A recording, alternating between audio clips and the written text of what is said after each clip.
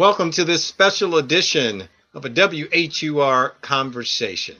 Uh, we are talking with some folks who have done some incredible things at Howard University on the athletic field and off the field. And this coming weekend, there's going to be a celebration in honoring the 1974 Howard University men's soccer team. 1974, that soccer team won the NCAA men's soccer championship, the first NCAA soccer championship won by an HBCU. And this weekend, that team will be honored with a Hall of Fame induction into the Howard University Athletic, again, Hall of Fame. Joining us is two members of that 1974 team and a person who played on the 1971 team, and we'll get to that, and the head coach of the men's soccer team currently. He is Philip Jow. He joins us along with Trevor Leba, a member of that 1974 team, and Ian Bain, a member of the 1971 and 1974 teams. And again, we'll get to 1971 in a bit. I'm going to start with you, Trevor. 50 years have gone by. A half a century later, Howard University is now honoring your squad that made history 50 years ago. What are your thoughts on this celebration that's coming up this weekend in regards to what your team did 50 years ago? It is definitely history. Definitely history. This team has stood the test of time. I meet a lot of people in the 50s and 60s when I talk about this team. About it. They don't know the details. Also, this is the only team, and I'm talking about historically black college. This is the only team, I believe, that ever went unbeaten and untied. And I think up to this day, Ian, you could tell me, I think this is the only black school that has ever won NCAA championship. Division so One. This Division One, right? Division One. Yeah. Mm-hmm. So, Ian, what are your thoughts as you think? Sorry about that, Trevor. As you think back, Ian, to then and now, your thoughts on being inducted into the Hall of Fame and your team being honored in the way it has been, something that happened 5 decades ago. Yeah, I think just the reunion itself is really what is very important to all of the guys. We're coming from far and wide, guys traveling in from different states, coming in from different countries just to spend a weekend together. Many of us haven't seen each other for decades. So, in some of the conversations I've had, I think a lot of the guys feel that this is probably our last chance to be all together. We will obviously, I will see Trevor, I will see other people individually, but all together, the chances of that happening again are not good. So everyone looking forward to the weekend, looking to, reminisce a little bit, catch up on how our lives have gone, and just to be on the campus. I mean, Howard has played a big part in our lives, academically, athletically, and being on the campus, particularly this weekend, 2 days before we can have the next and first female president of the United States, is really an exciting time. Looking forward. And it's interesting. That is very interesting, Ian. And you left out, a Howard alum for some of those who still may not know that, right? A fellow alum of yours. Coach Jow, here you have two members with you who were part of a team that made history. And now 50 years later, I'm sure you're going to be there. I'm assuming you're going to be there at the ceremonies this upcoming weekend. But you have players who obviously were not born. They may have parents who weren't even born when this championship was won. You may not have been born. I don't want you to give your age. But how can you, when you think about what that soccer team did 50 years ago, is there a way for you sort of incorporate their story into what you're trying to do with the program today? Well, let me just start out by saying that I'm just incredibly honored to be in the same room with Trevor and Ian. I've known them all my life. I've known Ian Bain since I was maybe 10 years old.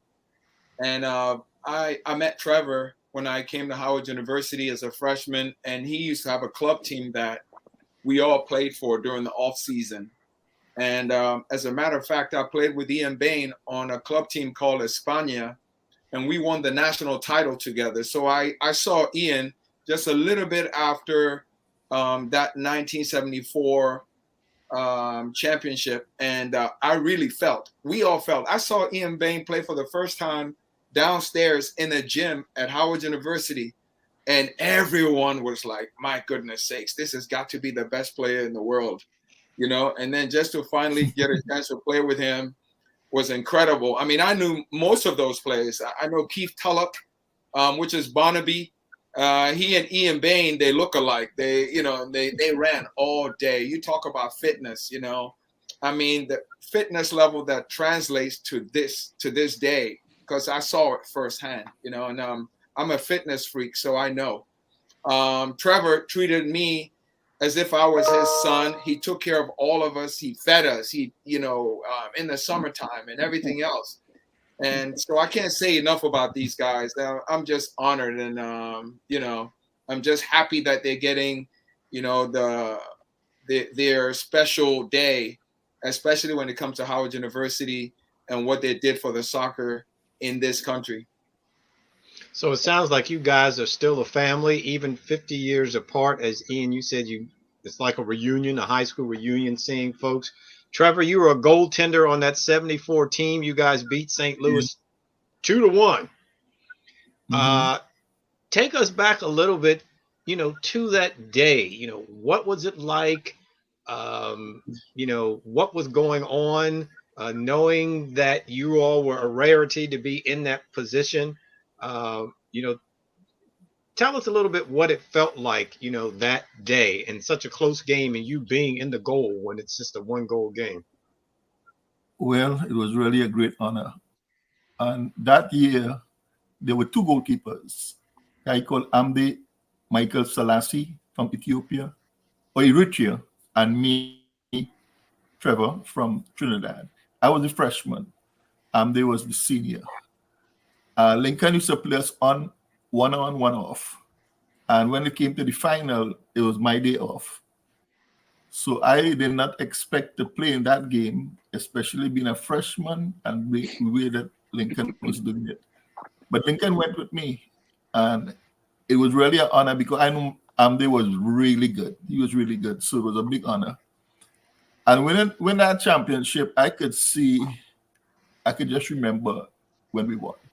It was just jumping all around the place, the opportunity, the experience. It was really moving. And as I say, up to this day, I tell so many, I worked at Howard for all years. I became the director for students in School of Communications, and then I became the director of student affairs for Allied Health. As a matter of fact, Monica, who's behind this, Monica Lewis, told me that she was my student.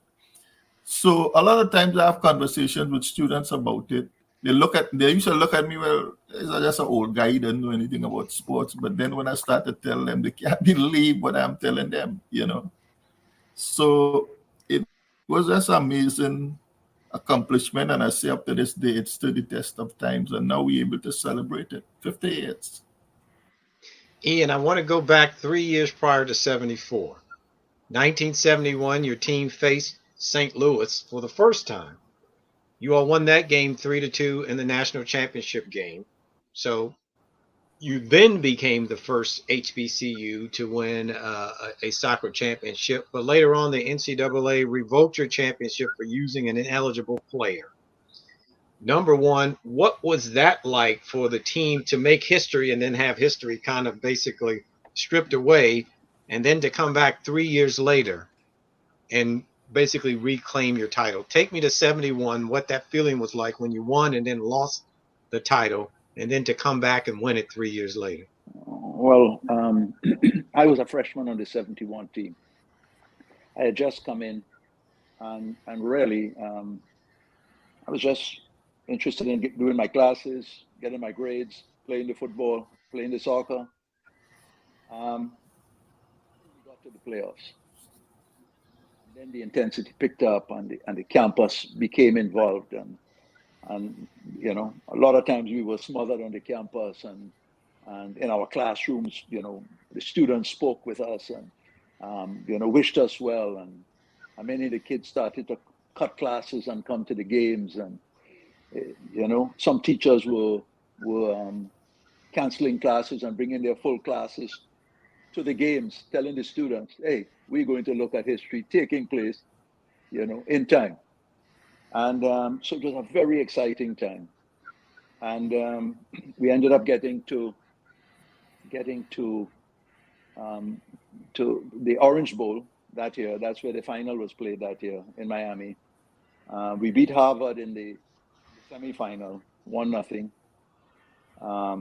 And we found ourselves before this juggernaut that was St. Louis, who had won so many championships. They scored early. We equalized. They scored again right away. And we were down 2-1. And just before the half, Mori Diane, our Guinean winger, equalized. And we went in at the half 2-2. And Lincoln spoke in a fairly measured fashion at halftime. He told us chances will come. Just be ready to take the chances. But not many chances came. But the one that did come, Alvin Henderson, my good friend, lifelong brother, he and I played through our whole careers. Our careers kind of mirrored each other. He scored a cracker from about 30, 35 yards out. And that was the goal that won us the championship. The celebration in Miami was unbelievable. It was unbelievable. I mean, I could tell you stories until tomorrow morning about the celebration. And in fact, the next morning we left to Jamaica on a postseason tour. And it was while we were in Jamaica that I started to hear the noises of the possibility that the NCAA could take away the championship. But none of us ever felt that that was, a potential danger, because every player on the team had really top grades, true student athletes. And we just never felt that, there was anything that academically could impact any of us. So we didn't really pay too much heed to it. And then we got back, and then it picked up speed, and we were hearing this and hearing that. And Coach Phillips was kind of, keeping us abreast of what was transpiring off the field. And their focus was a couple of players, a couple of the players, Keith Acquie, Mori Diane. They were questioning whether Keith had played professional football before he came to Howard. There's no professional football in Trinidad. So that wasn't the case. They were querying whether he had outlived his eligibility. He had never played in college before. Well, interesting. After the NCAA sanction basically came down, and I know the coach appealed it, the ruling ended up coming out that the NCAA's sanction was discriminatory against foreign players, but yet you all were not given back that championship of 71, which was interesting. And then again, as I mentioned, 3 years later, you come back, play the same team, and win in 74. So I'm assuming that felt like a lot of redemption for you all 3 years later. Well, let me just interject and say, after that championship was taken, it didn't end there.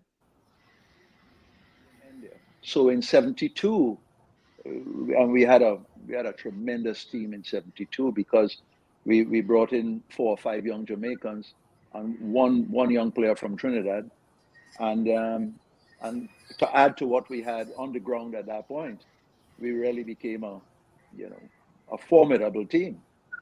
And we went through the season, got into the playoffs, and the NCAA came again. It was like body blow after body blow. They were saying that 5 players couldn't play. So 5 starters couldn't play in the national semifinal.